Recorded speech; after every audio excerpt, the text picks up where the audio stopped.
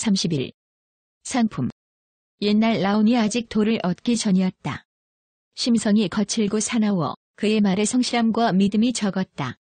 부처님께서 라온에게 분부하셨다. 너는 저 현재 정사로 가서 머물면서 입조심하고 뜻을 다잡아 경전과 계율을 부지런히 읽고 닦으라. 라온이 분부를 받들어 예배하고 떠났다. 그리고 그 절에 90일 동안 머물면서 밤낮을 쉬지 않고 부끄러워하고 스스로 뉘우쳤다. 부처님께서 그를 보러 들리시자 라온이 반가워하면서 앞으로 나가 예배한 뒤 노끈으로 얽어 만든 평상을 펴고 옷을 받아 챙겼다. 부처님께서는 평상에 걸터 앉아 라온에게 말씀하셨다. 대야에 물을 떠다가 내 발을 씻겨다오. 라온은 분부를 받고 부처님 발을 씻어드렸다.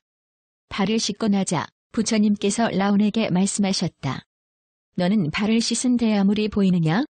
라온이 아뢰었다. 네, 보입니다. 부처님께서 라온에게 말씀하셨다. 그 물을 먹거나 양치질할 수 있겠느냐? 라온이 대답하였다. 다시 쓸 수 없습니다.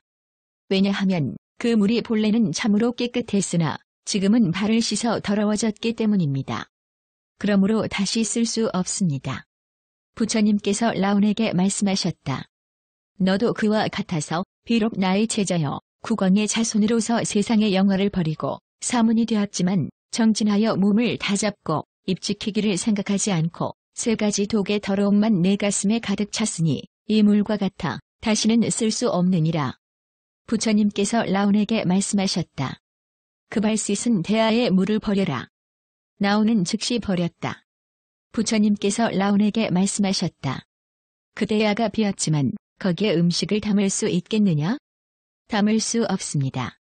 왜냐하면 발을 씻은 대야라서 일찍이 더러워졌기 때문입니다. 부처님께서 라온에게 말씀하셨다. 너도 그와 같이 비록 사문이 되었으나 입에는 진실한 말이 없고 마음은 거칠고 고집이 세며 정진하기를 생각하지 않아 일찍이 나쁜 이름을 받았기 때문에 저 발을 씻은 대야의 음식을 담을 수 없는 것과 같으니라. 부처님께서 발로 대야를 차셨다. 그러자 대야는 굴러 달아나면서 여러 번 튀어 올랐다 떨어졌다 하다가 멈췄다. 부처님께서 라온에게 말씀하셨다. 너는 혹 저 대야를 아껴 깨질까 두려워하느냐? 라온이 부처님께 아뢰었다. 조금 아까운 생각이 들기는 하지만 발을 씻은 그릇이요 또 값이 싼 물건이라 그리 애달지는 않았습니다. 부처님께서 라온에게 말씀하셨다. 너도 그와 같다. 내가 비록 사문이기는 하나 몸을 다잡지 않고 입으로 거친 말과 나쁜 욕설로 남을 중상하는 일이 많으므로 사람들이 사랑하지 않고 지혜로운 사람이 아껴주지 않는다. 그리고 몸이 죽고 정신이 떠나 세 갈래 길에 윤회할 때 스스로 나고 죽으면서 고뇌가 한량없이 많을 것이다. 또 여러 부처님과 성현들이 애석해 하지 않는 것은 내가 말했듯이 발 씻은 대야는 아까워하지 않는다는 것과 같으니라. 라온은 이 말을 듣고 부끄럽기 그지없었고 한편으론 두렵기도 했다. 부처님께서 라온에게 다시 말씀하셨다. 내가 비유를 들어 말하리니 잘 들으라. 옛날 어떤 국왕이 큰 코끼리 한 마리를 가지고 있었다. 그 코끼리는 용맹하고 영리하여 잘 싸웠으며 그 힘은 작은 코끼리 500마리보다 더 세었다. 왕의 군사를 일으켜 적국을 치려고 할 때 코끼리의 쇠갑옷을 입혀가지고 코끼리 조련사가 몰고 나갔다. 또 코끼리의 두 어금니에는 2개의 장을 잡아매고 두 귀에는 2개의 칼을 붙들어 메었으며 또 네 발에는 구부러진 칼을 붙들어 매고 또 코끼리 꼬리에는 쇠몽둥이를 붙들어 메었다. 이렇게 9가지 날카로운 무기로 코끼리를 장엄하였다. 그러나 코끼리는 코만 감추어둔 채 싸움에 쓰려 하지 않았다. 코끼리 조련사는 그것을 보고 기뻐하면서 코끼리는 제 몸을 잘 보호한다는 것을 알았다.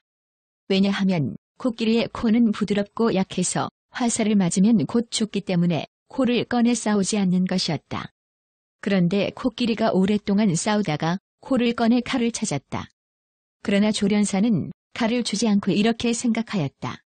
이 용맹스런 코끼리는 제 목숨을 아끼지 않는구나. 코끼리는 코를 꺼내 칼을 얻어가지고 코끝에 붙이려 하였다. 그러나 왕과 신하들은 이 큰 코끼리를 매우 아꼈기 때문에 싸우게 하지 않았다. 부처님께서 라온에게 말씀하셨다. 사람이 9가지 악을 범했더라도 오직 입만은 보호하여야 하는 것은 비유하면 마치 큰 코끼리가 코를 보호하기 위하여 싸우지 않는 것과 같나니 왜냐하면 화살에 맞아 죽을까 두려웠기 때문이다. 그와 같이 사람도 입을 단속하는 이유는 지옥 따위의 세 갈래 길에서 고통받을까 두려워하기 때문이니라. 10가지 악을 다 범하여 입을 단속하지 않은 사람은 큰 코끼리가 화살에 맞을 것을 생각하지 않고 코를 꺼내 싸우다가 제 목숨을 잃는 것과 같으니라. 사람도 그와 같이 10가지 악을 모두 범한다면 그것은 세 갈래 길에서 겪을 혹독한 고통을 생각하지 않기 때문이다. 그러므로 몸과 입과 뜻을 잘 단속하여 10가지 선을 행하고 어떤 악도 범하지 않으면 도를 얻어 세 갈래 길을 아주 여인하 나고 죽음의 근심도 없게 되리라. 그리고는 세존께서 국회송을 말씀하셨다. 나는 마치 싸움에 나간 코끼리가 화살에 맞는 것을 두려워하지 않는 것처럼 언제나 정상되고 진실한 마음으로 계율이 없는 사람 제도하리라. 마치 잘 길들여진 코끼리는 왕이 닭에 알맞은 것처럼 자신을 길들여 훌륭한 사람이 되어야 비로소 남에게 진실한 믿음 얻으리라. 라오는 부처님의 간곡한 가르침을 듣고 감격하여 스스로 노력하고 뼈에 새겨있지 않으며 정진하여 온화하고 부드럽게 참고 견디기를 땅과 같이 하였다. 그리하여 온갖 생각이 사라지고 마음이 고요하여 이내 아라한도를 증득하였다.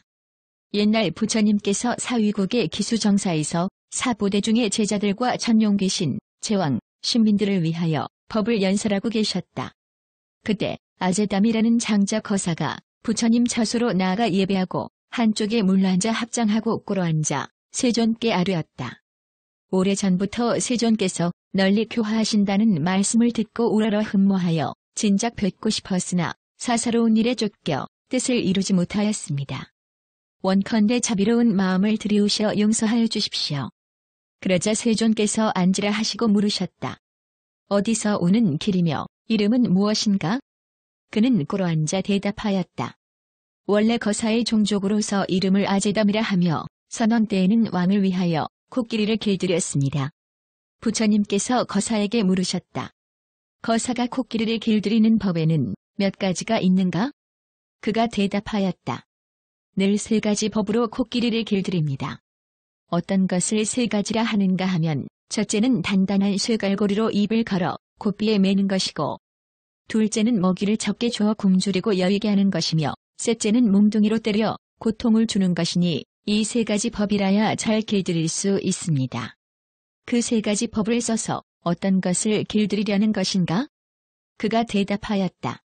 쇠갈고리로 입을 거는 것은 억센 성질을 제어하려는 것이요 먹이를 적게 주는 것은 함부로 날뛰는 몸을 제어하려는 것이며 몽둥이로 때리는 것은 그 마음을 항복받으려는 것이니 그렇게 하여 잘 길들입니다. 그렇게 훈련시켜 무엇에 쓰려는 것인가? 그렇게 훈련시켜야 왕이 타시기에 알맞고 또 싸울 때 마음대로 앞으로 나가고 뒤로 물러나게 하는데 지장이 없습니다. 정녕 그 방법 외에 다른 법은 없는가? 코끼리를 길들이는 법은 이것뿐이옵니다. 부처님께서 거사에게 말씀하셨다. 다만 코끼리를 잘 길들일 뿐만 아니라 자기 자신도 잘 길들여야 하느니라. 그가 말하였다. 알 수 없습니다. 자기를 길들인다는 그 이치는 어떻게 하는 것입니까? 원컨대 세존께서는 아직 제가 듣지 못한 그 법을 말씀하여 주십시오. 부처님께서 거사에게 말씀하셨다. 나도 3가지 법으로 모든 사람들을 다루고 또 내 자신도 다루어 무의의 경지에 이르게 되었다.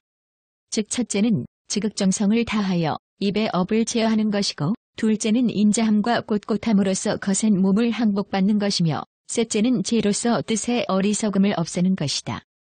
대개 이 3가지 법을 가지고 모든 중생을 제도하여 3갈래 나쁜 길을 여의게 하고 또 나 자신도 무의의 경지에 이르러 남, 죽음, 근심, 슬픔, 고통, 번민을 받지 않느니라.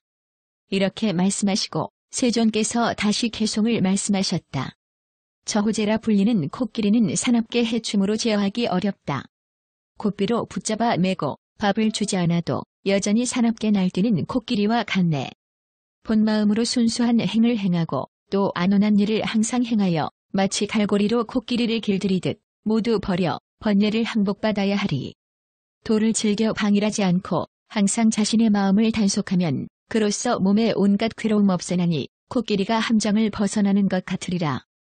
아무리 항상 길들여 저와 같이 새롭게 치달리고 또한 가장 훌륭한 코끼리로 만들어도 제 자신을 길들임만 못하리라. 저들이 갈 수 없는 곳이면 사람도 가지 못하나니 오직 제 자신을 잘 길들인 사람만이 능히 그곳까지 갈 수 있으리라. 거사는 이 개송을 듣고 이루 헤아릴 수 없이 기쁘고 마음이 트여 곧 법안을 얻었다. 그리고 설법을 들은 무수한 사람들도 모두 도적을 증득하였다.